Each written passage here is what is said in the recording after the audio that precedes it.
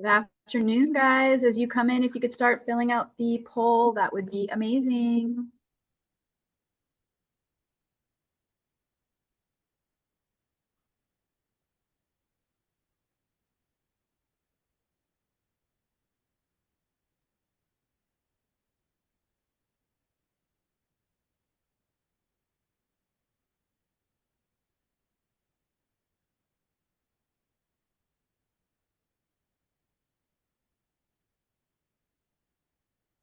Thank you to the 3 of you so far that have answered.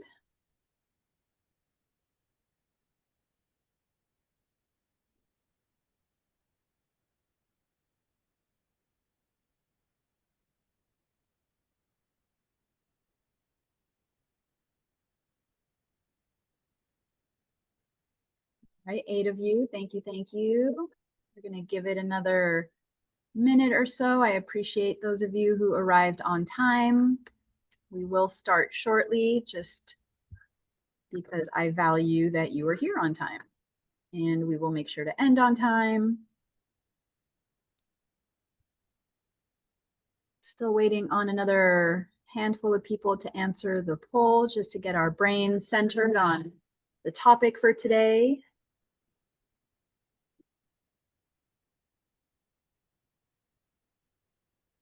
And if the last 5 of you, thank you guys.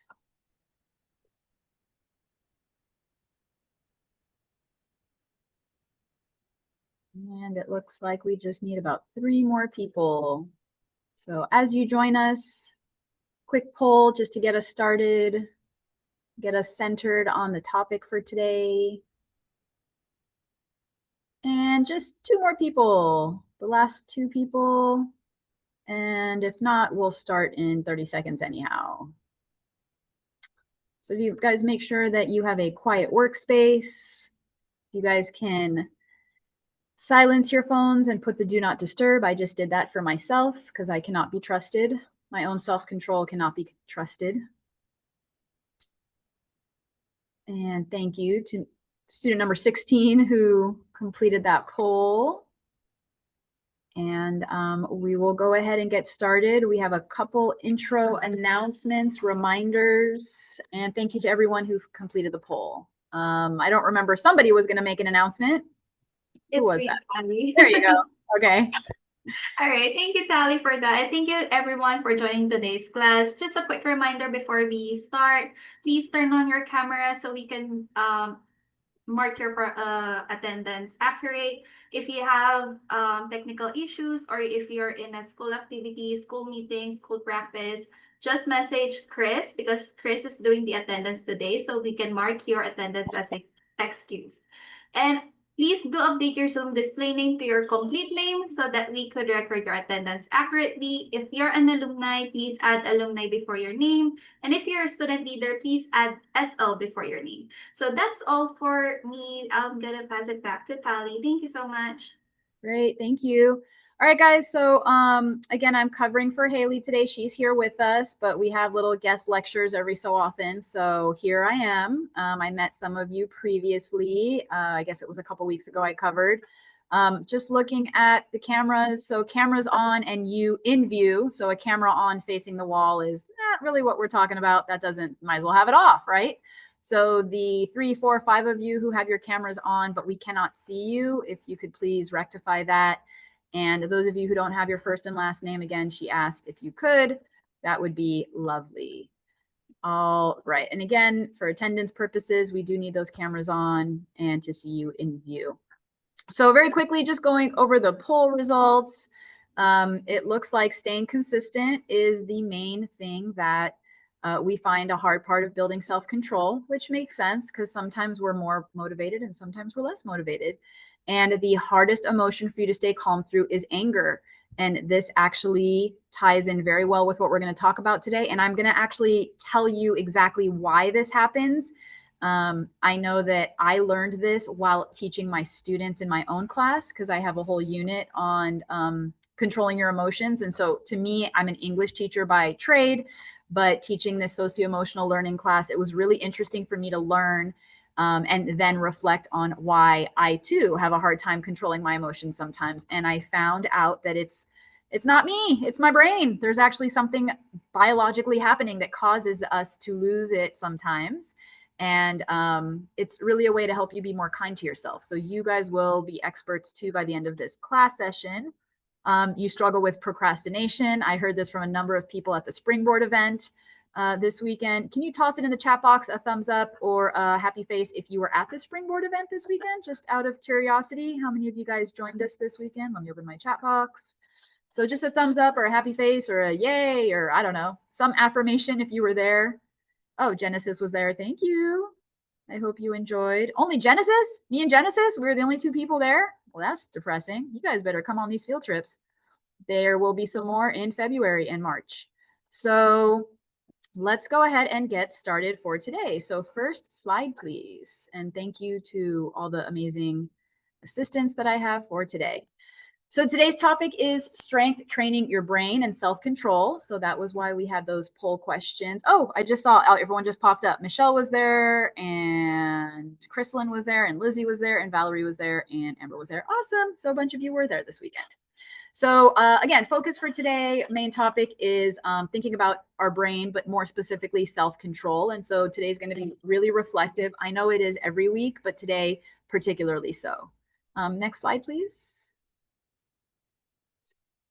So before we jump into today's topic, we are going to briefly talk about last week. I wasn't with you guys last week, so this is new to me, talking about leadership as everyday influence, not just a title, exploring different leadership styles from last week, identifying traits that matter to you most, and small actions can inspire and guide others. So out of curiosity, and I'll just choose on someone because I don't know if this happened, but did you guys discuss at all the idea that not everybody is a leader? Because I'm just curious, it's all these like leadership styles, and it's like, well, what if that's just not my jam? And I don't think there's anything wrong with that. You can't have too many cooks in the kitchen or too many, was it captains of the ship? Sometimes even a leader needs to know when to sort of step back. So Delilah, what can you tell me about last week about leadership? Just one takeaway from last week, one thing you remember, one thing that resonated with you. Delilah Medrano. Question again? Sorry. Yeah, no worries. So I was just asking about last week since I wasn't with you guys. I'm looking at this slide. It says that last week you guys talked about leadership traits and different leadership styles. What's one thing that you remember from last week? One takeaway? And would you consider yourself to be a leader? One thing is like having like confidence and being able to like guide people. Perfect. I like how you use that word too, because it's not like direct people, it's like guide them. It's like a much gentler way that you said that. That's perfect. Do you feel like you're someone that has leadership skills, or is that just not something that you're really comfortable with? Yeah, I feel like I have like a lot of leadership skills because like I do like a lot of like volunteering and like for clubs and stuff like that. So like I lead a lot often. Perfect. Nice. Well, thank you for sharing that. And, you know, those of you who aren't really feeling like leadership is your jam, that there's nothing wrong with that. And those of you who are leaders, you know, I had a quick thought about this last week. I was serving on a committee. I work at a continuation high school. So we visited another continuation high school. I was in charge of the committee. I'm a teacher. The other committee members were both principals, and I was in charge, but they definitely had different experience than me. And so it was interesting in the moment when I was like, okay, guys, we need to fill out this report. What do you think? And what should we do? And one of the principals turned to me and he said, well, you're the chair and, you know, we can't all lead. So what would you like us to do? And it was such a insightful moment. Like, this guy runs a school. He's used to being in charge. Everybody reports to him. But what a great leadership moment that he took. And he took a step back and he said, well, you're the leader today. So how can I assist you? I thought it was such an interesting sort of balanced way of looking at leadership. So I don't know, just wanted to share that with you. Let's go ahead and move on to the next slide and talk about what is happening today. So learning objectives for today, a few different things. We're going to discover how identity shapes self-control. So really being aware of who you are will help you impact your own self-control, and why knowing and aligning your values builds discipline that lasts. learning how to strengthen your willpower through small daily habits that turn into effort into automatic behavior, and then understanding the power of emotional self-regulation and how calm responses create confidence, trust, and inner strength. To be honest, that is a lot. I don't think we're going to learn all that today, but at least you kind of get a feel for what's coming in the coming slides and for the rest of our session today. Next slide, please. All right, so self-control begins with who you want to be. Michelle, can you read this slide for us, please? Michelle Garcia, can you read this slide for us, please? Thank you. Maybe the whole thing or just like? Yeah, let's just go ahead and read the whole thing. Self-control starts with identity, not strategy. Choose values over impulses and act in line with who you are. Identity shapes habits. I'm someone who follows through. James Clear, Atomic Habits.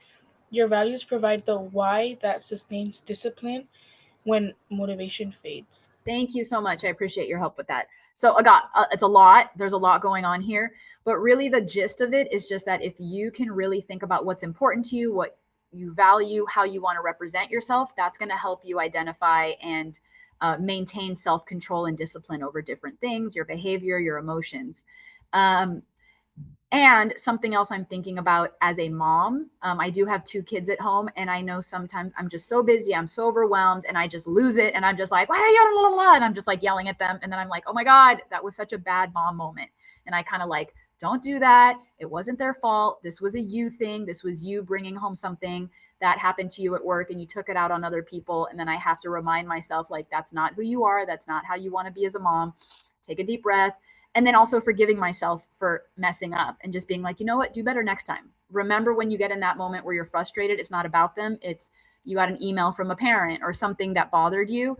And so just, again, choosing values over impulses, remembering what's important to you, and then identifying with that. So this book, Atomic Habits, in the chat box, have any of you guys heard of this? I actually haven't read it, but I've been hearing about it so much, so often. Have any of you heard of this in the chat box? Just a yes or no if you've heard of it or if you've read it.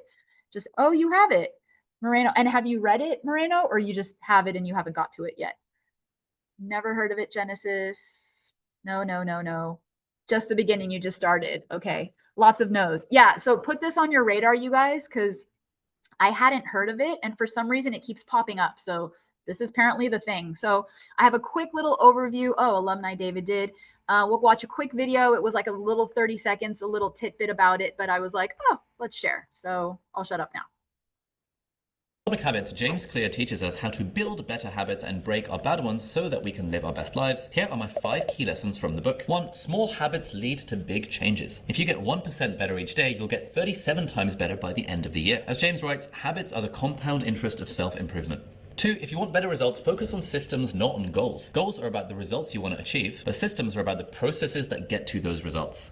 3. If you want to change your habits, focus on who you want to be rather than what you want to achieve. When a habit comes from who we are, we're far more motivated to actually get what we want. 4. Follow the 4 laws of behavior change. Make it obvious, make it attractive, make it easy, and make it satisfying. And 5. Be patient. To see meaningful results, our habits need to persist for long enough. If you like this, you'll love my full video about the book Atomic Habits. Check it out on my channel, link down below. Thank you so much. So I am going to have, who was it that just got the book? Moreno, is there anything, I know you just started, but what of those 5 things kind of resonated or are you most interested in reading further about? You could share real quick. Just the fact that getting 1% better each day can lead to you becoming 37 times better overall. Yeah, that one. Yeah, that's a big one that's referred to a lot. It's such a small number, but then you realize like, man, those teeny tiny changes do build up over time. So yeah, thank you for sharing. I appreciate that. Let's go ahead and move on to the next slide. So self-control begins with who you want to be. So how to strengthen self-control. It starts off with keeping small promises to yourself. And then in doing so, you build self-trust and confidence because it's almost like you know you can rely on yourself. But when you say, I'm going to do something and then you don't, it's almost like you're letting yourself down. This reminds me, do you guys remember a couple of weeks ago when I presented, there was that video on making your bed every morning? And so how that small accomplishment is one way to sort of set the tone for the day that you've already kind of got something under your belt. Did any of you try making your bed? I'm just waiting for the chat box. Did any of you try making your bed who didn't make your bed? Some of you promised me you would start trying to make your bed in the chat box. Did anyone try making your bed with as that small promise to yourself from a couple weeks ago? Yeah, wow, really? All right. Did you feel like, oh, Dante, nyap, whap. Genesis, what do you mean you forgot? You forgot for 3 weeks? Come on, man. You got to get with the program, Genesis, starting tomorrow. Actually, now. Go make your bed. No, not now. As soon as class is over, you better make your bed. Kimberly, if you could share out real quick, do you feel like any better about yourself, your accomplishments by making your bed? Did you do it one time, or has that become a small promise that you've kept to yourself over the last couple weeks? Kimberly, if you could share real quick.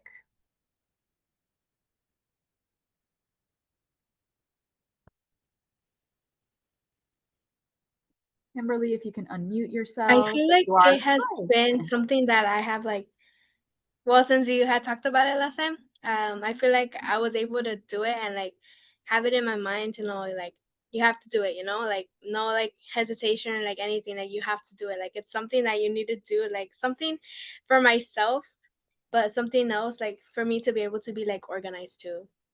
So do you feel like, was it nice coming at home at the end of the night and then getting into a made bed, or did that not even matter to you? Yeah, it felt kind of good, seeing oh yeah, my bed is made, I'm gonna have a good night.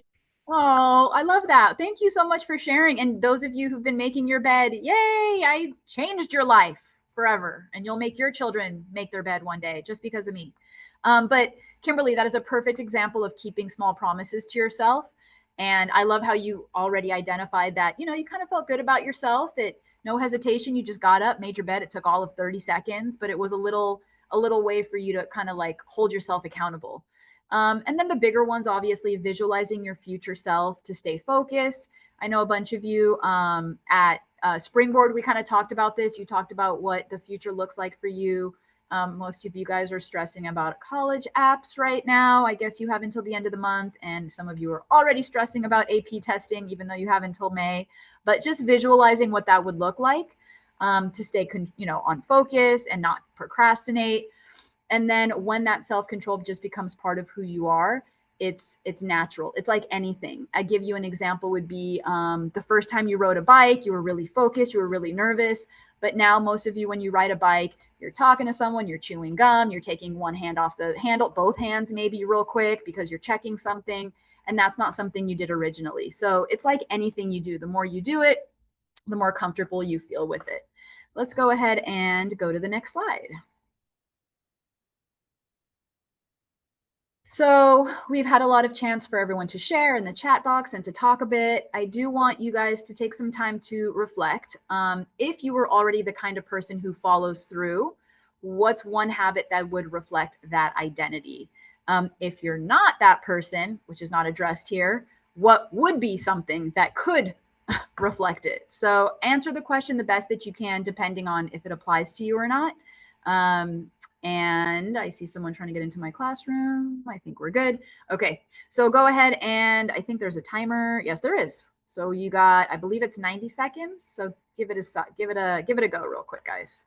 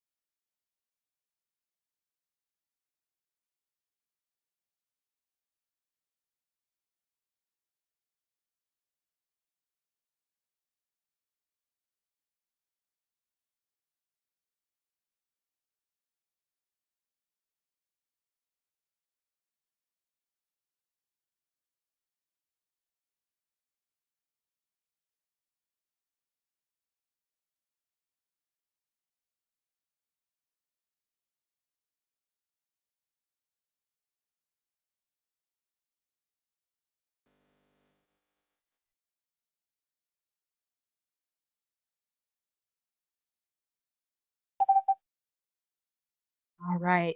Lizzie, if you are already the kind of person who always follows through, what's one habit that would reflect that identity, or whatever you said in your workbook is fine if you could just share out real quick?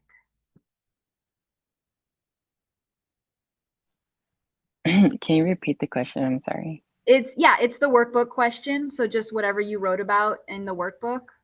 If you were already the kind of person who always follows through, what's one habit that would reflect that identity, or whatever you wrote in the workbook is fine. Just a chance to share out some thoughts. I mean, I used to I used to be able to bake, and then I started to create goals to try to bring that habit back because that would help me a lot with like letting out stress. So Oh, I went through that. So nice. That's such an interesting answer. I think it's something that nobody else wrote about, but just how different people find solace and comfort and calm in different things, and getting away from that habit and then realizing like, oh, but I like that and I need to do that again. So that's awesome. Um, Something that I thought of about this just for myself, I am the person who follows through because I can't stand people who don't. It's so frustrating for me when someone says they're going to do something and then I rely on them and then they don't. So kind of my personal catchphrase is say what you mean and mean what you say. So I try to be very careful about saying I'm going to do something or saying I'm going to be somewhere unless I'm pretty damn certain I can pull it off. So it's just something to think about for my own personal values. I just realized I did have a little video I wanted to share with you guys from the previous slide. So we're going to show that video real quick, even though it was from the previous slide, but it still ties into this because I think that it's a good one for us to reflect upon. So if you guys can listen into this, please. On your hand self-discipline. The rule number 1 is to get vitamin N. Vitamin N. Yes. That's the rule number 1. You need to inject yourself with vitamin N. N is for? N is to learn to say no. How can you hand self-discipline? Okay, thank you. So let's see someone. Oh, I have not yet had share. You know what? Alumni Chrysalin, why not? You can jump in. What do you think about that? Like, I know that you're now alumni, so you have some different views from life in high school and having gone through youth champs. But what do you think about that important rule of self-discipline, saying no? What do you take away from that? I think that teaches you like how to set boundaries. As someone who like used to be a people person, it was stressful because I would take on too much, just like trying to help other people out. But recently I started setting boundaries and um yeah, it's helped me like release stress off my shoulders, I guess. Yes. It's kind of empowering being like, yeah, no, I can't. Sorry. But have you found out a way to say it nicely? Because I feel like for me, it's guilt. It's like, no, I can't be there. No, I can't help you because I got me stuff to do. Have you figured out a way to say no nicely, or I don't know, that makes you feel comfortable? Well, I just like say like, oh, I'd love to, but I can, and I apologize. And I sometimes it depends who I'm talking to. I would say like why I Right. can't. Yeah. Yeah, I think that's perfect. So just, yeah, explaining why it is, apologizing. Oh, Moreno, you have to put you first. I totally agree. And that's the expression. Have you guys heard of that? You got to put on your own oxygen mask first. Just a yes or a no in the chat box. Have you guys heard that? You have to put your own oxygen mask on first. It's no. Oh, really? Okay. So they say it if you've ever been on an airplane before, when they go through all the emergency information and they say, okay, in the case of a loss of cabin pressure, oxygen mask will fall from the ceiling. Adults, please put your oxygen mask on first before helping other people. So the reason why you're doing that is because you're no good to anyone else if you're not taking care of yourself. So even if I'm traveling with two kids or someone who's elderly, or I see someone who needs help, me running over and helping them without my own oxygen mask is gonna we're all going down. So it's kind of the same idea of the importance of saying no, because sometimes I just can't do it. And by me trying to help you, I'm now maybe not getting the sleep I needed or not getting my own homework done or whatever the case. And then now I suffer. So I agree, Marina, with putting yourself first, and not it's not necessarily a bad thing to be selfish in that way sometimes. So it's definitely something to consider, and that's your takeaway. They definitely tell you this when you have children. So when you have a newborn at home, they go, put your oxygen mask on first. I know you want to do everything, but you need to eat, you need to sleep, you need to bathe. You're no good to anyone else if you're not taking care of yourself. So that's something for you guys to think of, especially those of you who have extended family, expected to help your parents, help your grandparents, help your siblings. It's like sometimes you just got to like put that boundary and be like, man, I need a minute. Let's go ahead to the next slide. So self-control gets stronger with repetition. It grows through consistent practice and built into everyday choices. This is kind of a given. What I want to do is something a little different for this one. We're going to drop a link in the chat box. It's to this like little willpower quiz that I found online. It's like, I don't know, a few questions. So take a second, click on it. You guys know if you think you have strong or weak willpower, but what I'd like to see is if you think that your willpower matches the outcome of this quiz.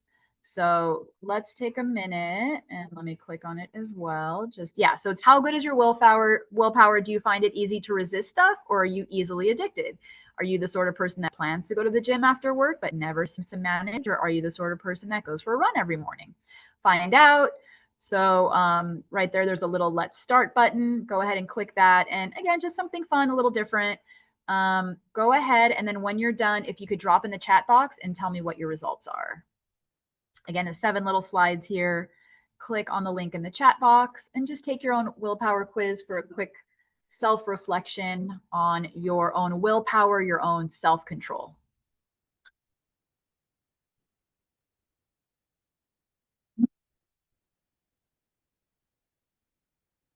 And again, I will know that you're ready to move on when I see your responses in the chat box, but we'll take a couple minutes here.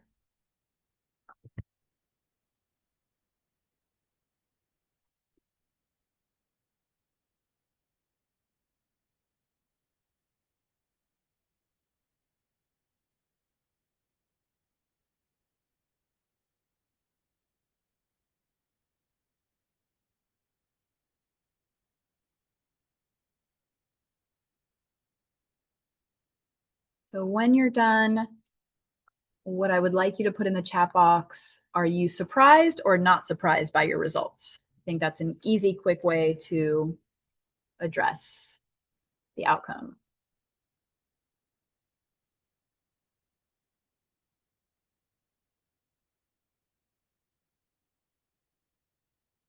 So again, take this little willpower quiz, and in the chat box, let me know if you're surprised or not surprised by your results.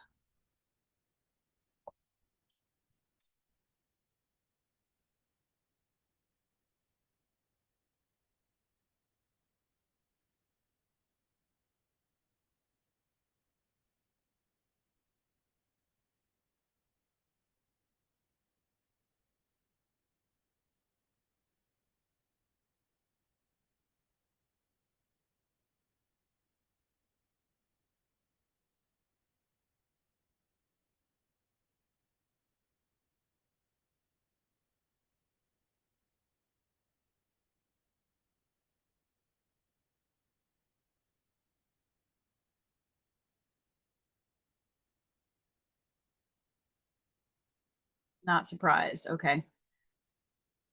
Moreno, did you see that right after? It's like, are you a sociopath? I'm like, oh, I don't want to take that one. That's a creepy quiz. Not surprised. Oh, Genesis, low willpower. We know that because you forgot to make your bed. Clearly, we need to work on this. Not surprised, not surprised. Genesis, I'm teasing you. Don't cry yourself to sleep tonight. I was just joking. Don't feel bad about yourself. Okay, not surprised. So some of you are still going through the quiz. But ultimately, this was just an opportunity for you to sort of self-reflect and see how well you know yourself. And it seems like you guys are not surprised at your results. You know if you have really strong willpower, which is just another term for self-control, or if that's something you need to work on. So let's go ahead and move on to the next slide, please. And I'm just keeping an eye on the clock here. So self-control does get stronger with repetition. So the more you practice the small actions, and some of you guys have already shown this, and even the self-control about making your bed, some of you said you started it and you're still doing it. It's been, I think, 2 weeks since I met with you guys last, and you're still doing it. It's a small habit. It's not life-changing, but it really does set the tone for the day. And then those of you who shared, again, you said that like, oh, I accomplished this. It's a promise I made to myself. I wake up, I do it. It's nice to get into a made bed at the end of the day. You kind of feel good about yourself. So you've already attempted to do this just based on our previous discussions. So repeating small actions because habits do stick.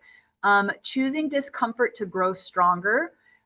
This one, as you guys know, or I'm sure this has come up already so far in Youth Champs, just this idea that if you're not challenged, you're not changing. So if something isn't hard, if something isn't uncomfortable to do, then you're not getting any better and there's no growth. Using the if-then plans to stay on track. And then also each follow-through builds identity.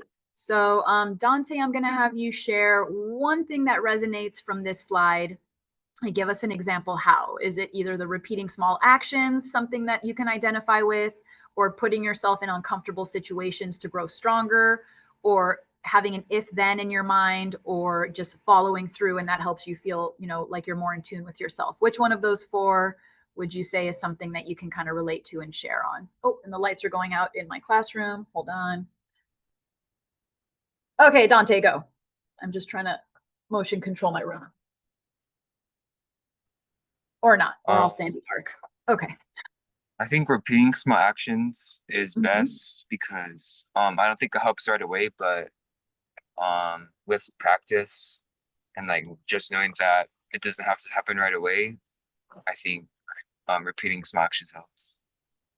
Beautiful. Thank you. And that actually ties back into what we talked about previously with the 1%, just a little bit better every day. So maybe you start off with 5 push-ups and then you're like, today I'm going to do 7 push-ups and then I'm going to do 8, and you'll see that gradual growth. So it makes sense as far as like actual muscles, but the same thing with your brain and with controlling your emotions. Let's jump to the next slide. Can you guys see me? Because it's really dark in my classroom and the motion sensor is not working. Can you guys see me? Sorry if I'm sitting in the dark. All right. We'll see you. Yeah. I'm like, I can't see anything. All right. So another workbook question, and I'm going to run and try to turn on the lights while you do this. What's one small challenge or one small task that you tend to avoid? And what would it look like to use that moment to build your self-control? Not for others. This is all about personal. So let's go ahead and take 90 seconds, and I'm going to go see if I can find a light switch. So go ahead and get started on that.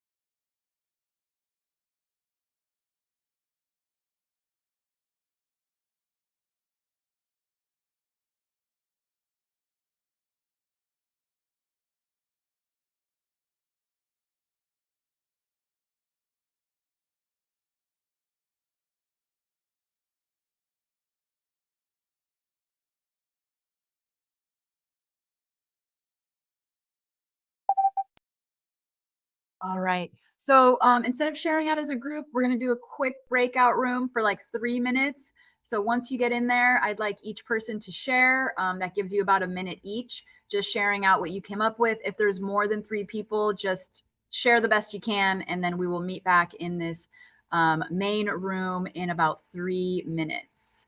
So shortly, you should be assigned your breakout rooms.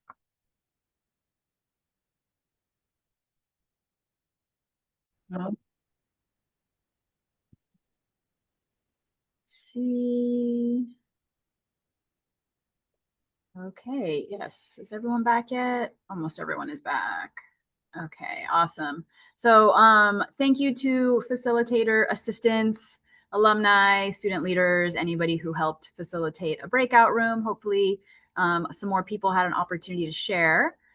In the interest of time, we're going to move on to slide 10, just because I want to make sure we get through all the content for today. So emotional self-control is a quiet strength. The hardest self-control battles are emotional. There is a reason for that, but awareness is key. So you will be aware of why that is the case in just a moment.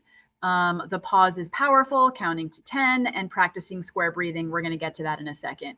So actually, let me start with the video. There's a lot of information there. We'll unpack it after, and then I'll do a little bit more explaining. But again, there's a biological reason why it is hard for us to control our emotions, and it's going to make you feel so much better about yourself once you find out why. But let's start with this video because I really think it gives a good overview of things.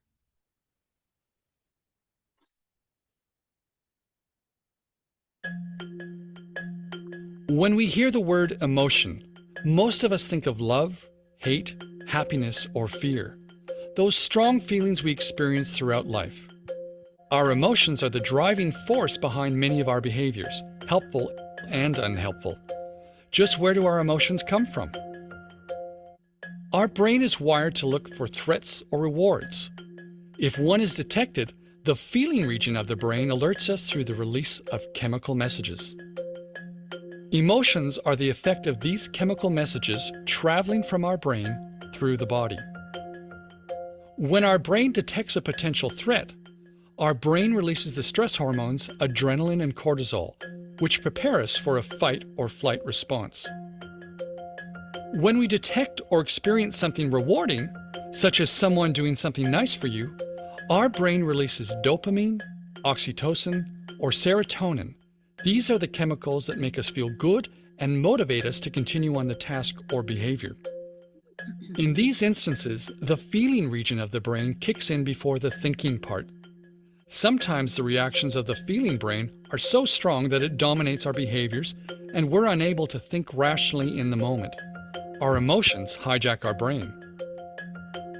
While many of our emotional responses happen subconsciously, our thinking can influence our emotions, and sometimes this can be unhelpful.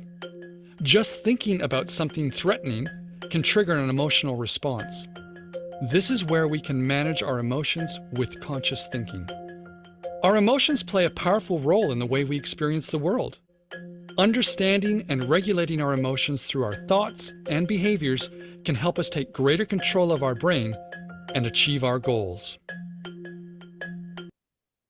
Awesome, thank you. So back to the slide and sort of an overview of how this ties in with today. So let's actually take a step back. So when your brain develops in utero as a baby, so imagine this is the brain develops from the back to the front. So it starts developing at the brainstem. And that's like basic functions like blinking, or I don't know if you realize, but when you chew, your tongue is like pushing food down into your throat. These are not things that we think of. These are just basic instances of existence that our brain handles for us. So that's like brainstem. And then the rest of the brain starts forming. The last part of your brain to develop is right in the front. It's called the prefrontal cortex. That part of your brain does not finish developing until your mid to late 20s. That part of the brain, and I need you guys to really focus on what I'm about to say, the last part of your brain to develop, prefrontal cortex, does not finish developing till the mid to late 20s.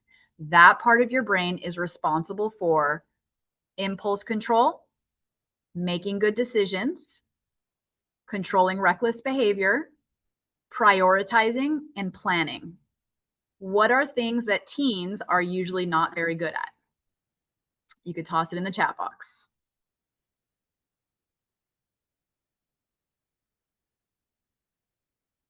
Doing homework, which would be planning, prioritizing, handling emotions. Everything you guys are putting in the chat box relates to the things that the prefrontal cortex is responsible for. You're not really good at planning and prioritizing. You're not very good at controlling reckless behavior. So, isn't this amazing? It's not your fault that you guys do dumb things. It's not your fault. It's your brain. It's not done developing yet. Like, yay! This does not mean that you now go home and at 3 a.m. you steal your mom's keys and drive her car and you go, it's my prefrontal cortex. My bad. Haha, it's not my fault. Because yes, the biology is against you, but awareness, which is number 2 on this slide, is key. You now know that your prefrontal cortex, the part of your brain responsible for making good decisions and controlling emotions, is not yet fully developed. Now, here's the bad thing. There's another part of our brain further back.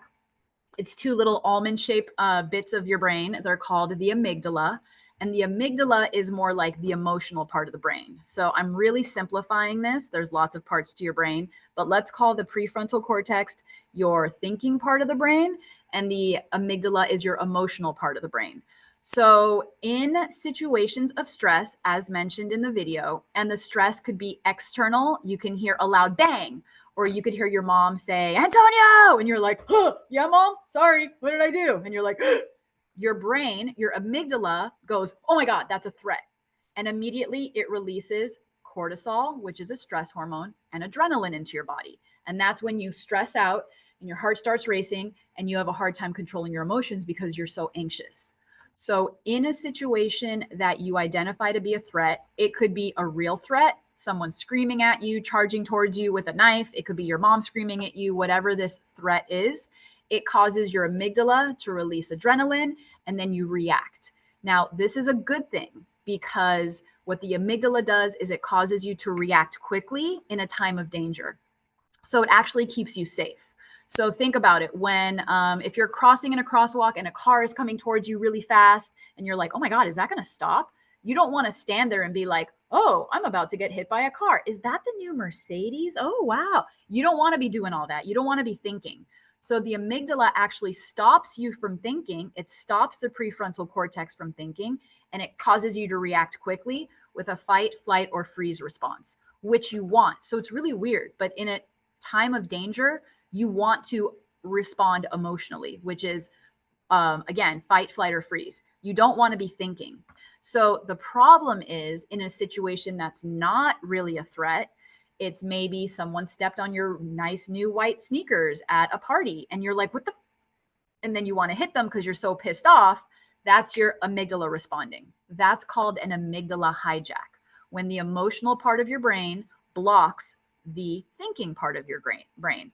So when you guys say you have a hard time controlling your emotions, you have a hard time controlling your anger, what that is your amygdala responding to something that pissed you off and you just can't think straight. So when you're in a moment that you can't think straight and you respond in a way that you probably regret later, maybe you said something, maybe you hit someone, maybe you threw something, and later on you're like, damn, I shouldn't have done that. Just know that you weren't thinking straight because you couldn't think straight, because the blood rushed to your amygdala, which is the danger sensor of your brain, and whatever someone said or did that pissed you off, it caused your amygdala to activate back here. It took the blood away from your prefrontal cortex, which is your thinking part of the brain, and it caused you to react emotionally. Now, I want to go to the next slide. It talks about something called square breathing. I call it box breathing. So box breathing is one of many different techniques you can use to calm yourself in a situation. Now, the reason I gave you all that background about the brain is because the reason that this works is because by doing this technique, what you're doing is you're re-engaging the prefrontal cortex. So any of these emotional control techniques that you learn, if you really think about it, what they're doing is you're getting your prefrontal cortex working because you don't want the amygdala to be in charge. So the way box breathing or square breathing works, and this is a for real technique, Navy SEALs use this. They're trained in this because when they go into a mission, they need to be focused. They can't be emotional. They need to be on it.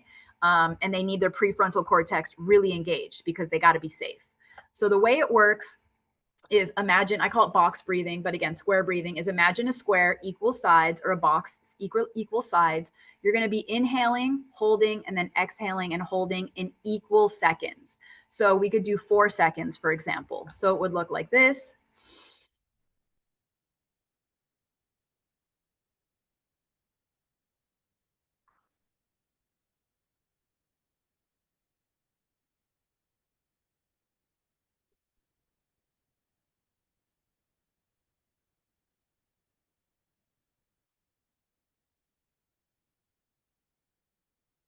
So you keep doing it. So again, this is something that I do teach and I work with my students on, because we learn about the teen brain and we do these different techniques. Because I teach it, I had to try it myself. Otherwise, I'm just a fraud. I'm a fake. I'm a phony. So I've tried this. Of all the techniques I teach my students, this is actually the one that I use often. So when I'm in that amygdala hijack, when I feel my emotions are taking over and I feel like I can't think straight, now I'm aware enough that I'm like, oh man, like I'm an amygdala hijack. I better not text this person back right now. I better not say what I think I want to say. Let me just hold on for a second. So when I do the box breathing, it usually takes me about 3 cycles, and then I feel my heart rate coming back to normal and I feel myself calming. I'm still pissed, don't get me wrong. I still want to kill him. I still want to say what I want to say. But at least I'm like, okay, maybe you don't say it right now. Maybe you can find a nicer way. At least I'm getting my prefrontal cortex back in charge, so I'm not emotional as much. So I do want to see in the chat box just a yes or no. Are any of you willing to give this a try? Keep it in your pocket as a calming technique. So hold on, there's lots of stuff in the chat box. So yes, just a yes or no, or a thumbs up. Yes, yes, yes. Awesome. So again, you guys, it's called box breathing. For me, it works 4 seconds, 4 seconds, 4 seconds.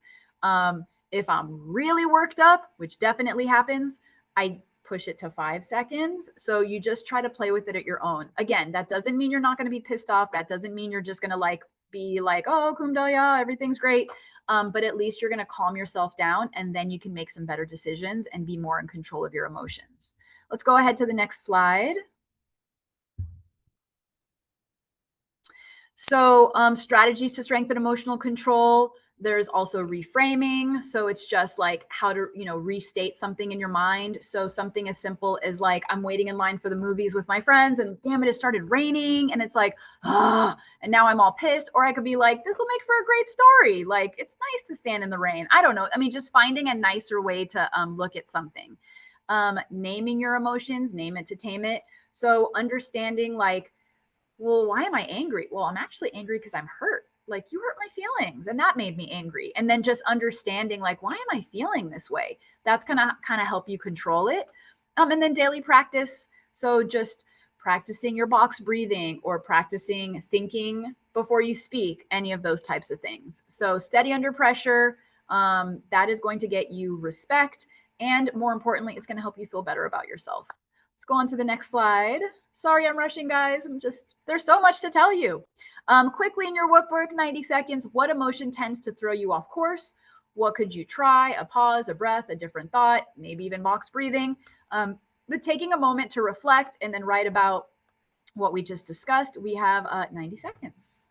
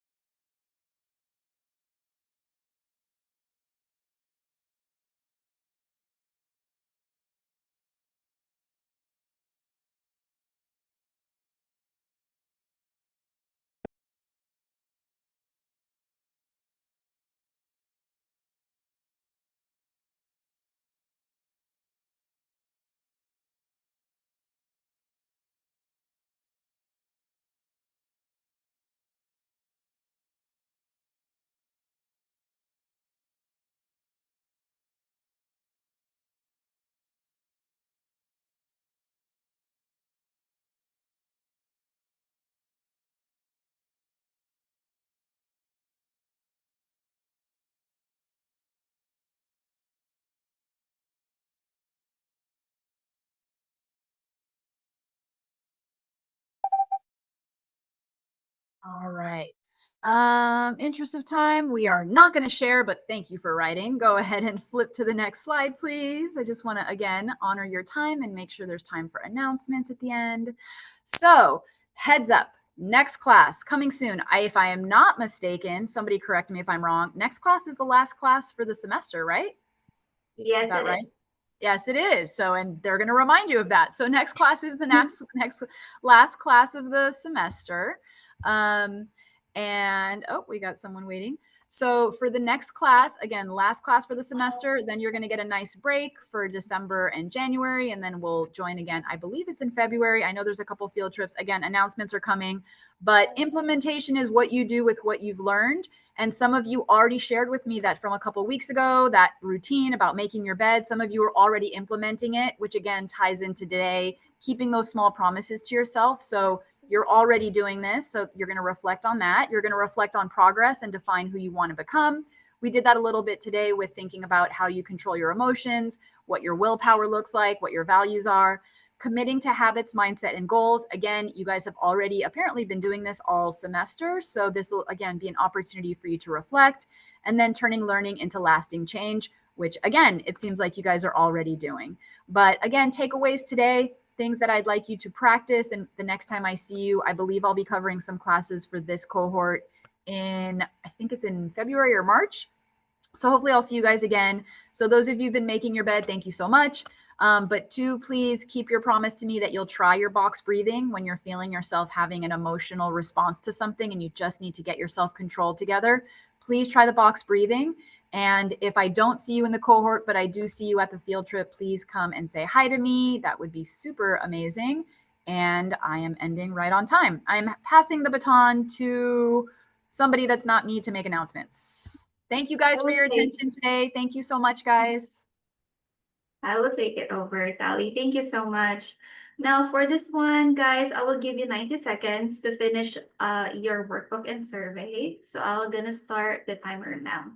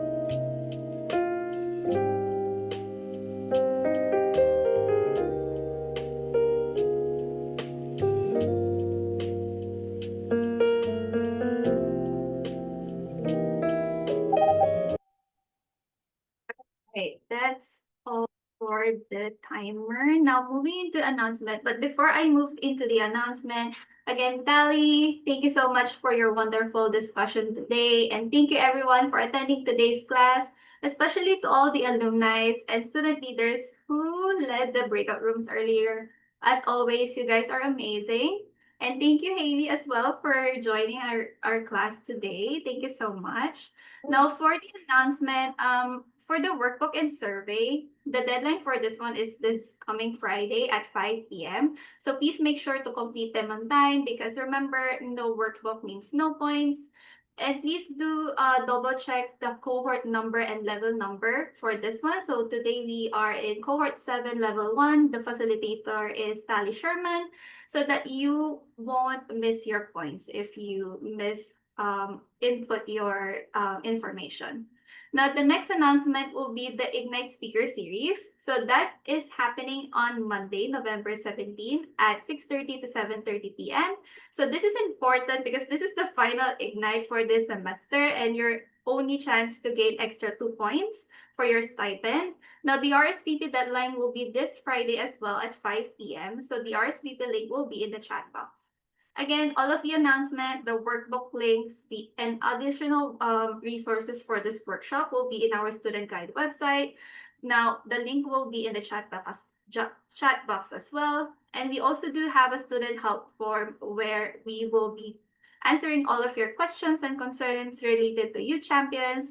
But please do remember that we only address concerns from Mondays to Fridays. So the link will be also in the chat box. And again, guys, please attend the next week's core classes because that will be our final week for the semester.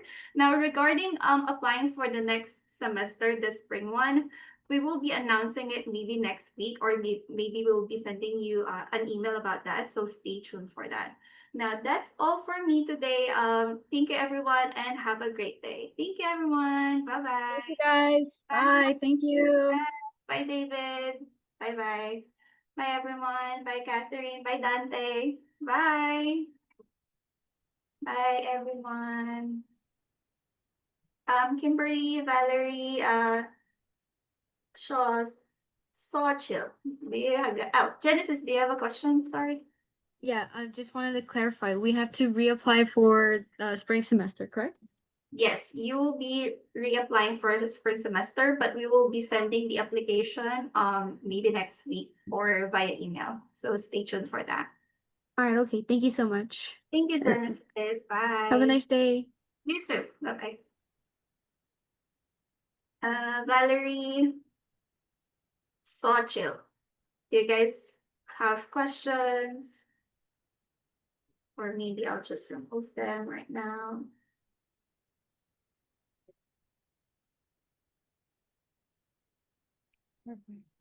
Okay. Beautiful. Thank you for letting me sit in. It was fun. It's fun to watch from like a third party